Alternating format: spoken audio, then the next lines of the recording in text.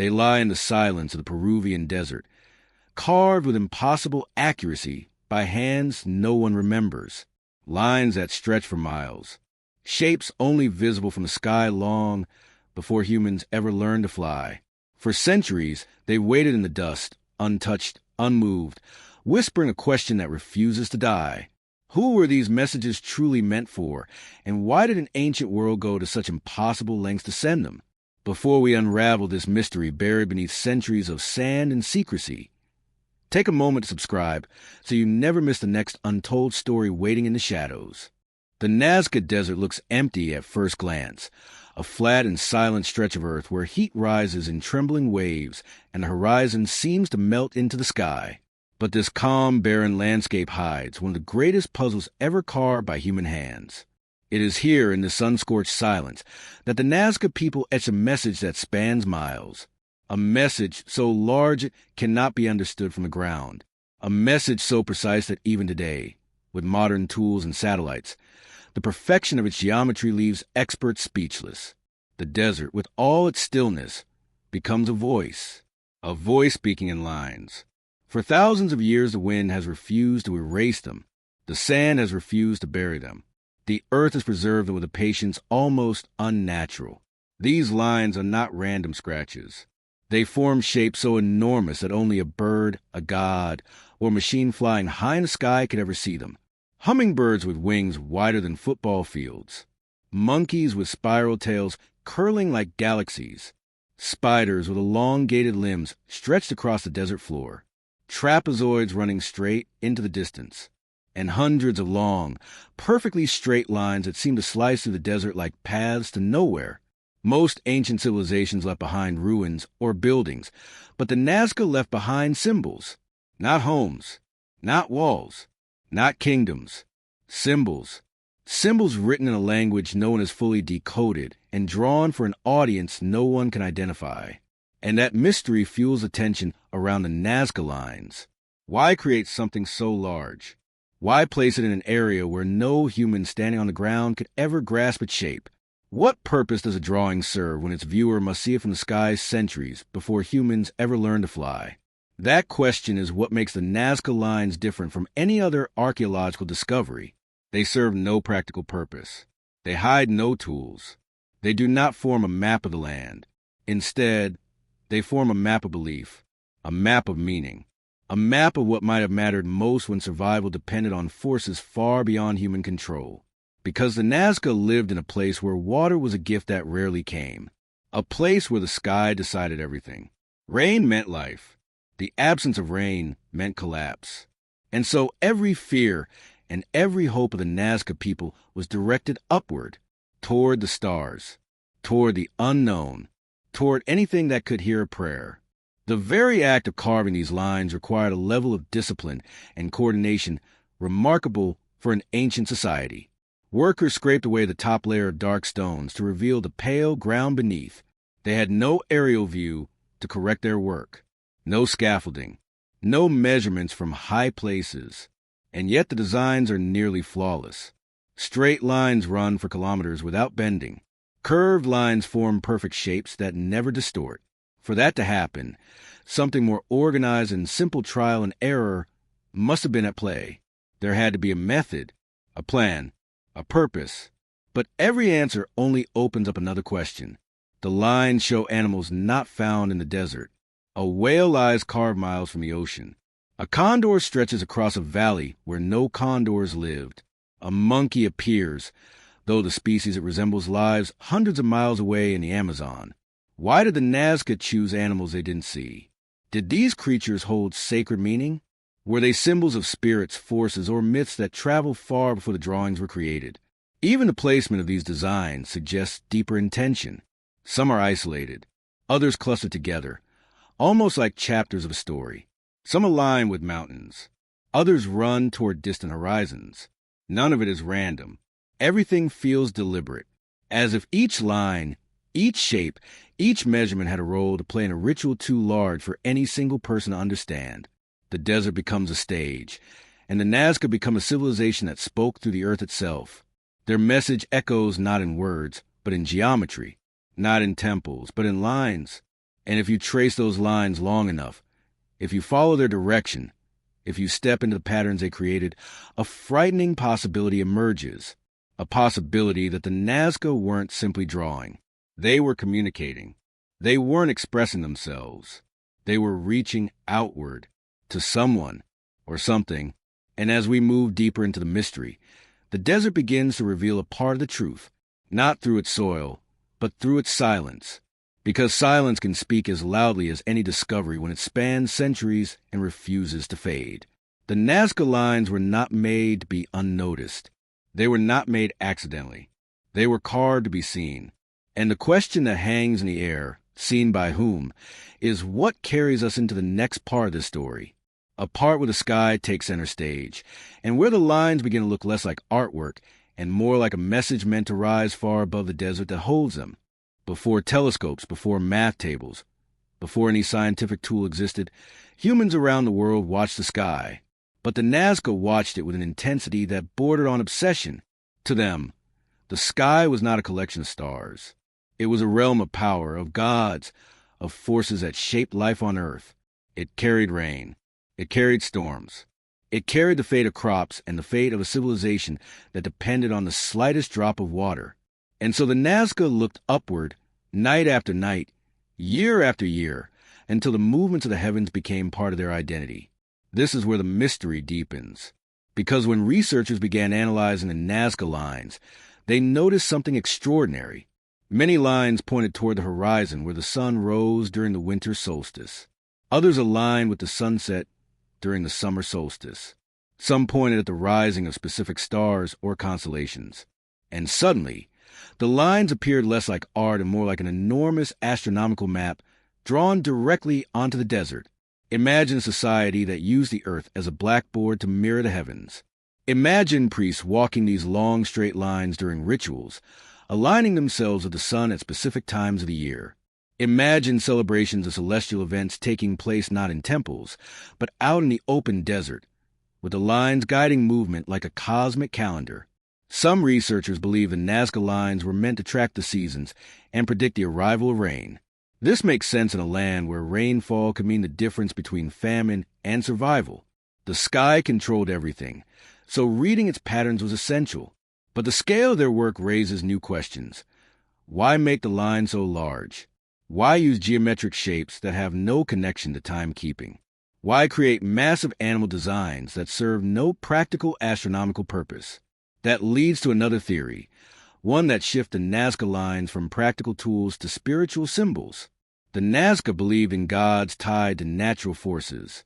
Some represented fertility. Others represented water or harvest.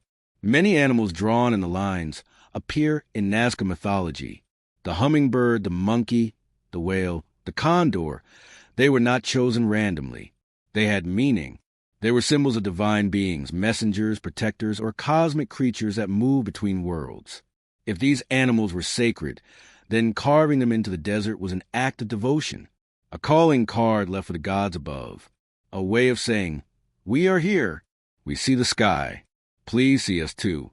The act of carving these shapes could have been part of a ritual, a sacred performance meant to draw the attention of the divine. But then comes the most unsettling perspective, one that crosses from archaeology into the realm of mystery.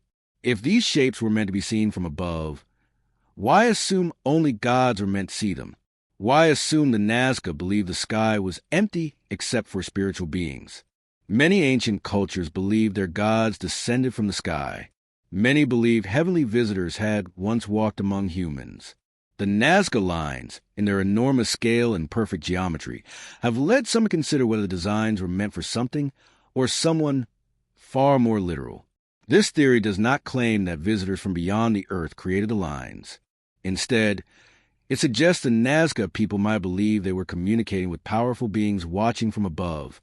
Whether these beings were gods, spirits, ancestors, or something else entirely is impossible to know. But the concept of a message appears again and again, a message meant to be seen from the sky, a message carved into the ground so large that it could not be overlooked. Even the shapes of some geoglyphs resemble navigational symbols. Straight lines running for kilometers look like directional markers. Shapes with wide ends resemble landing areas. Trapezoids look like runways. While this interpretation is controversial, it refuses to disappear because the shapes themselves refuse to give easy answers. But perhaps the most convincing evidence of intentional alignment is the consistency of their direction. These lines were not drawn randomly. They follow paths that match celestial movement. They mirror the sky. They capture the rhythm of the sun, the moon, and the stars. The desert becomes an observatory, and the lines become tools through which the Nazca sought understanding, control, or connection. When you consider the Nazca's daily reality, a harsh environment where life hung by a thread, the power of the sky becomes clearer. It was the giver of rain, the cause of drought, the bringer of light and darkness. For a civilization living so close to the edge, honoring the sky wasn't a choice. It was survival. And so the Nazca carved shapes the sky could see, paths the sky could follow, messages the sky could read. Whether the Nazca believed the gods lived above or the sky itself was divine, the lines express something profound, a desire to reach beyond the limits of the earth. But messages do not exist without messengers, and symbols do not exist without meaning.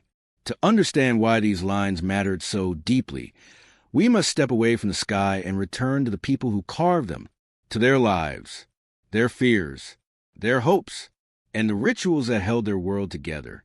Because the Nazca Lines, no matter how enormous, were created by human hands. Hands that lived in a world where survival required faith, discipline, and a belief that the earth and sky were in constant conversation.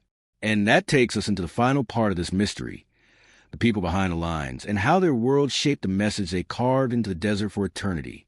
To understand the Nazca Lines, you must understand the Nazca people. They lived in one of the driest places on Earth.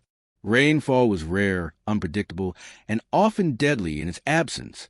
Their rivers flowed only because of water that traveled underground from distant mountains. Their fields depended on a delicate balance of soil, climate, and timing. One failed harvest could unravel an entire year of work. One drought could destroy a generation. In this fragile world, rituals were not symbolic. They were essential.